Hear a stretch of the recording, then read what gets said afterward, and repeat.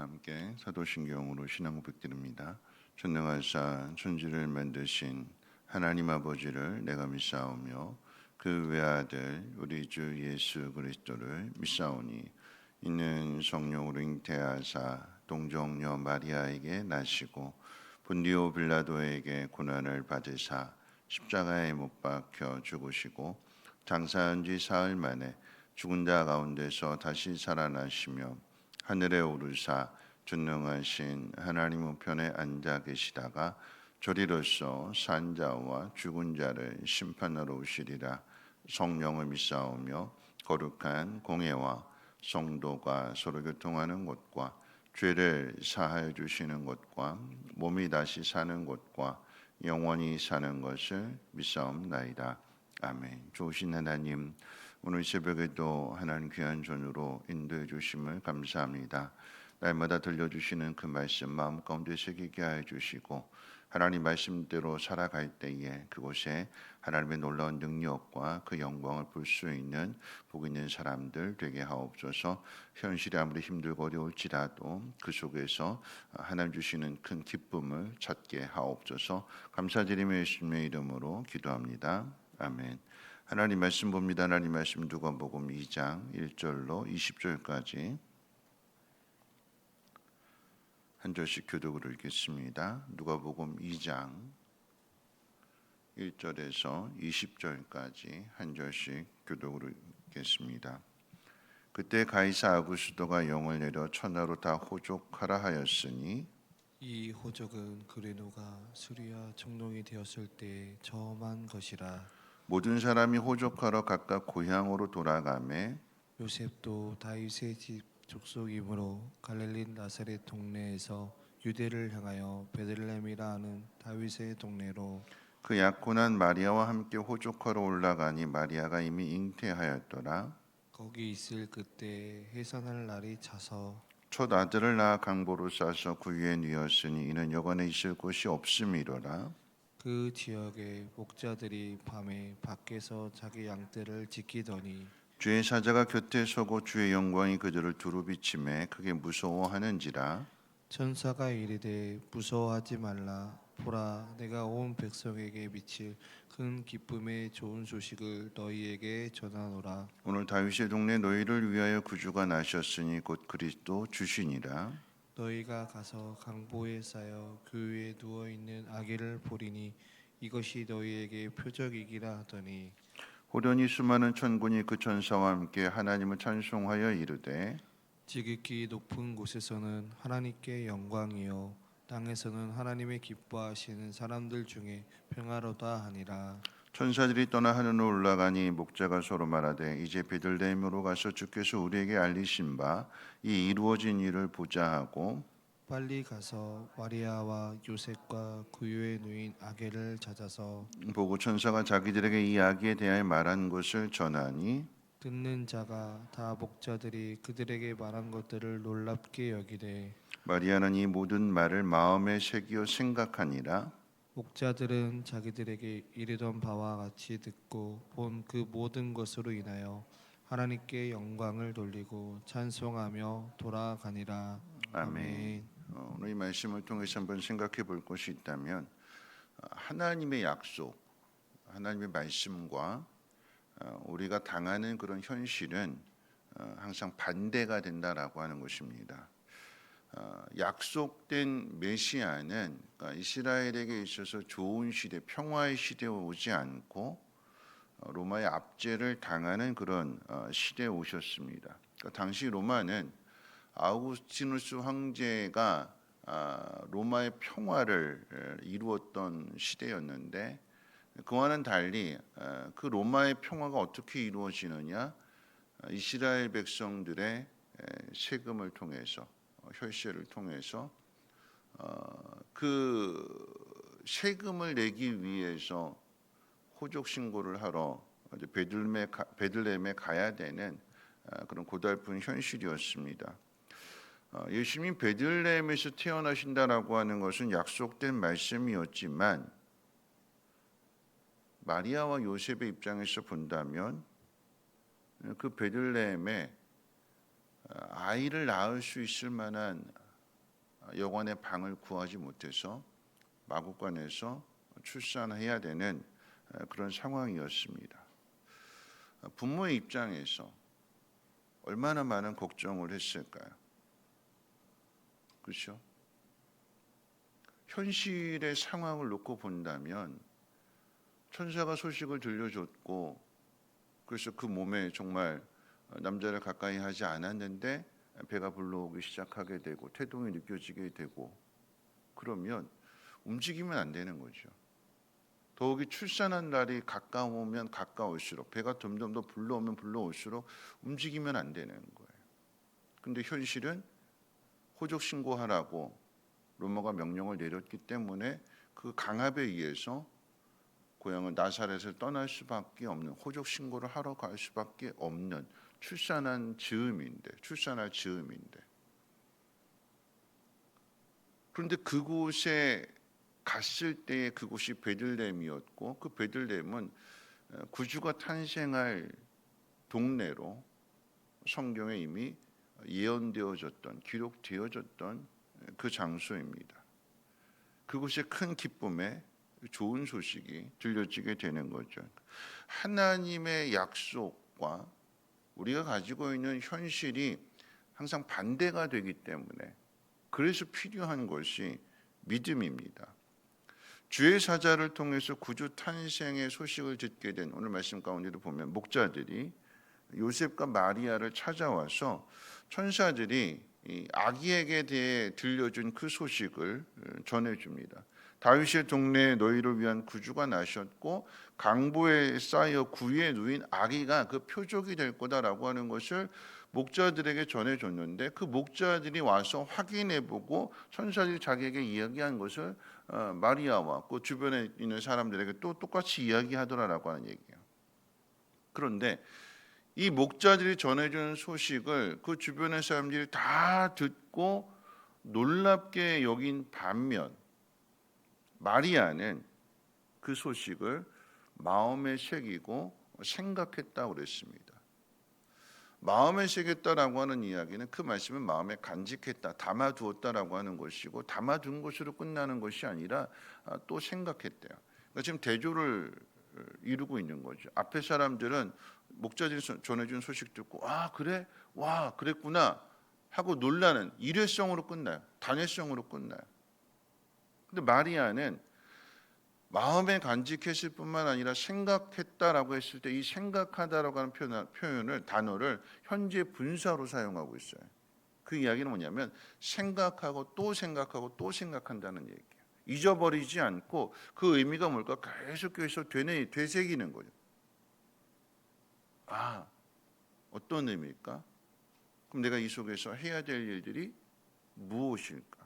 하나님 말씀을 들었을 때의 그 반응이 은혜 받았습니다라고 끝나는 것이 아니라 은혜 받은 말씀을 마음에 담아두고 그럼 내게 주어진 이 현실 속에서 어떻게 해야 될까? 뭘 해야 될까? 하나님이 이거를 어떻게 바꾸실까? 기대하고 소망하고 그것이 생각하고 또 생각한다라고 하는 그런 의미가 되는 것입니다. 목자들이 전해준 이 구주 탄생의 메시지는 이미 마리아 입장에서 본다면 천사 가브리엘을 통해서 들었던 말씀입니다.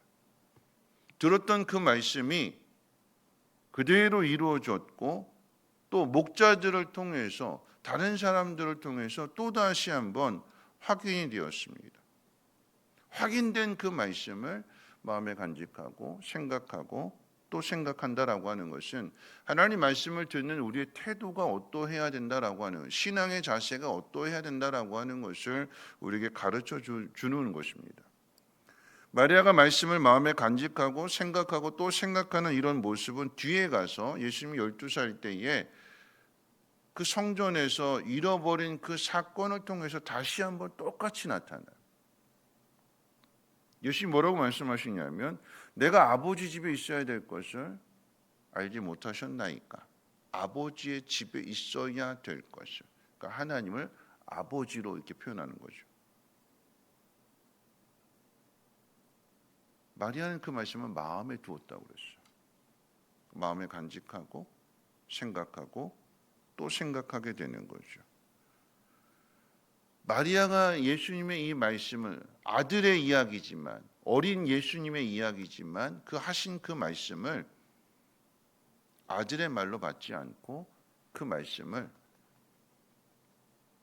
구주가 나신다고 그랬으니까 구주의 말씀으로 마음에 담아두게 될 때에 이것이 어떻게 또 연결되어지냐면 가나의 혼인잔치에 포도주가 떨어진 그 사건 속에서 예수님이 누구신가, 그리고 예수님이 어떤 일을 행하시는가 마음에 담아두었던 마리아가 하인들에게 이분이 말씀하시는 대로 그대로 해봐라. 아들로 생각하지 않는 거죠. 구주로 생각하는 거예요. 구주로. 어디서 이것이 생겨났냐면 하나님 말씀을 천사가 전해준 그 소식, 목자가 전해준 그 소식들을 계속 마음에 생각하고 또 생각하는 거예요. 오늘 당한 이 현실 속에서, 오늘 당한 이 고난의 문제들 속에서 예수님을 생각하게 되니까, 담아두었던 그 말씀들을 기억하게 되니까 오늘의 문제를 풀어가는 열쇠가 되더라라고 하는 것이고, 그게 믿음이 되는 것이며, 그 믿음을 통해서 어떻게 해요? 가나의 혼인잔치에 포도주가 떨어져서 욕먹고 이제 신혼의 단꿈을 꾸면서 시작해야 될 그 가정 가운데 큰 문제가 닥쳤는데 말씀을 담아두었던 마리아의 그 믿음을 통해서 그 혼인잔치에 큰 기쁨의 소식이 전해지게 되는 거죠. 하나님 말씀을 어떻게 받아들이느냐? 하나님 말씀을 들을 때에 이런 마음에 간직해야 되는 것이고, 그것을 내 삶의 환경 속에서 생각하고 또 생각할 때에 그곳에서 믿음이 나옵니다. 하나님께서 이 일을 어떻게 이루어 가실까? 이 환경을 어떻게 바꾸실까? 하나님의 약속이 있는 곳이라고 하면 그곳이 어디가 되었든지 간에, 마국간이 되었던 아니면 그보다 더 못한 환경이 되었다 할지라도 하나님 약속이 있고 말씀이 있는 곳이라고 한다면 이런 그곳에서 우리가 인내해야 되는 거죠.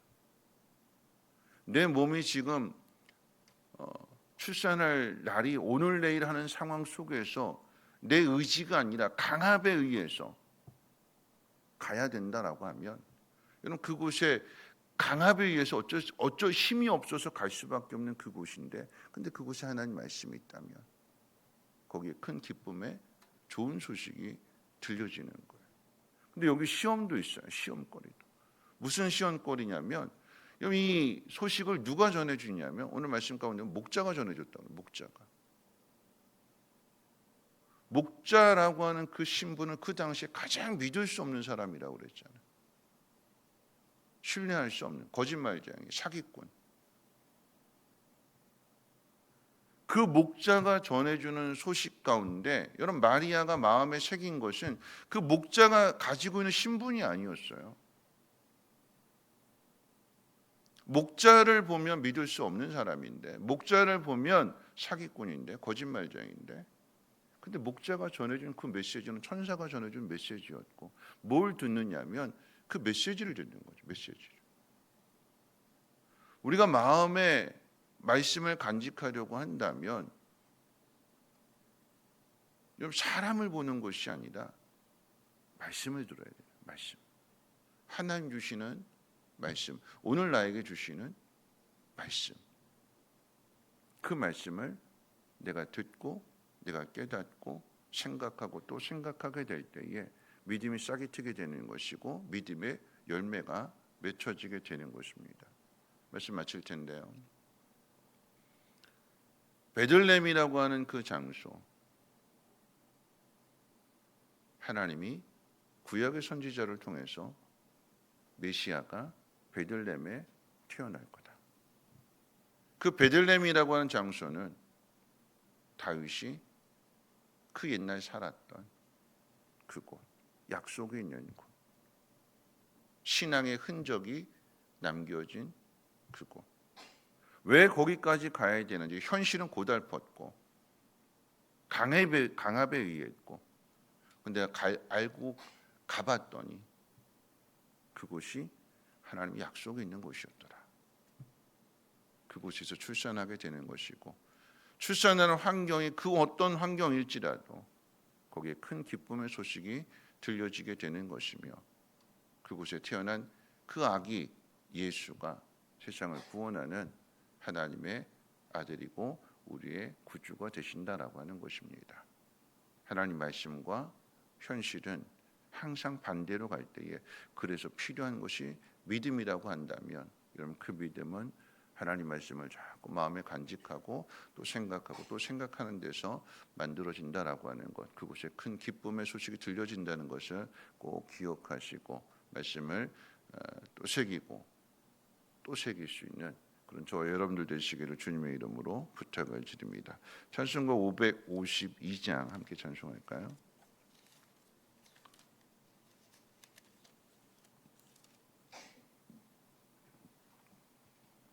찬송가 552장입니다.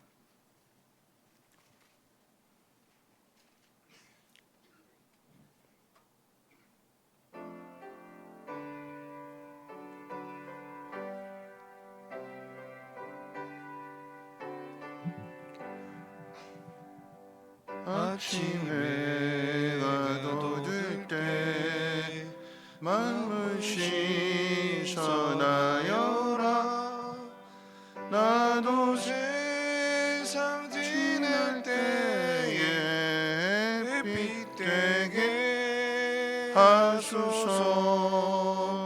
주여 나를 도우사 세월호 소망고서 어두운 세상 지날 때 햇빛 되게 하소서.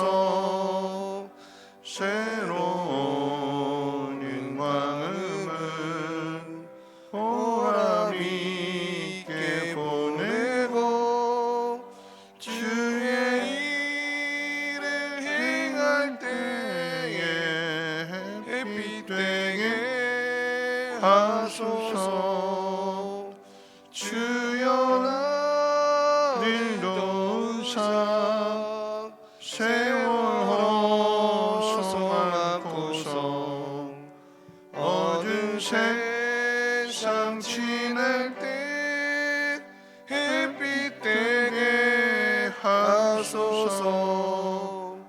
한번가며 나오는 빠른 관음 지날 때 귀한 시간 바쳐서 햇빛 되게 하소서. 주여 나를 도우사 세월호 소망고서 어두운 세상 지날 때 햇빛 되게 하소서.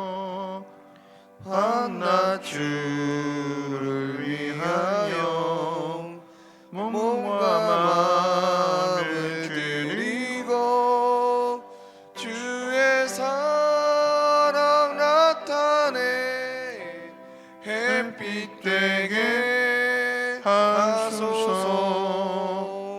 주여 나를 도우사 세월호 소망고서 어두운 세상 지날 때 햇빛 되게 하소서.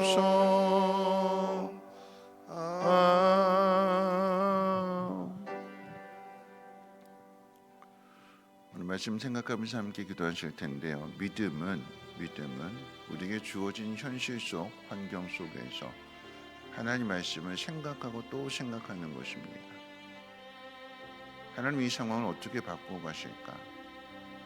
그리고 그 속에서 나는 뭘 해야 될까? 마음 빼앗기지 말고 시험에 들지 않고 그 속에서 하나님 원하시는 일을, 하나님 기뻐하시는 일을 찾아서 행하게 되는 거죠.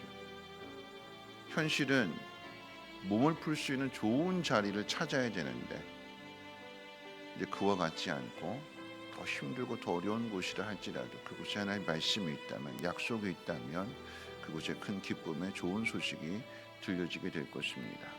오늘 이 새벽에 하나님 말씀을 마음에 새기고 간직하고, 누가 그 말씀을 전한다 할지라도 그 말씀을 전하는 사람이 아니라 전하는 그 말씀을 마음에 간직하고 그 말씀을 따라 살아갈 수 있는 우리의 믿음이 되게 해달라고, 우리에게 주어진 모든 현실 속에서 큰 기쁨의 좋은 소식을 들을 뿐만 아니라 또 다른 누군가에게 그 큰 기쁨의 좋은 소식을 전해줄 수 있는 그런 믿음의 사람이 되게 해달라고, 내가 경험한 것을 또 다른 누군가에게 전해줄 수 있는 믿음의 통로가 되게 해달라고 우리 함께 통성으로 하나님 앞에 기도합니다. 사랑 많으신 하나님 아버지, 감사합니다. 오늘도 하나님 말씀을 듣습니다. 하나님, 우리의 연약함과 우리의 부족함, 우리의 마음, 우리의 생각대로 되어지지 않는 현실 속에서 낙심하고 절망할 때가 많이 있지만, 오늘 말씀을 기억하면서 하나님의 뜻대로 하나님 말씀대로 살아갈 수 있는 우리 모두가 되게 도와주시옵소서. 주어진 현실 속에서 낙담할 것이 아니라 하나님 약속의 말씀이 있는 그곳을 향하여 나아갈 수 있는, 그리고 그 말씀을 간직하고 또 생각할 수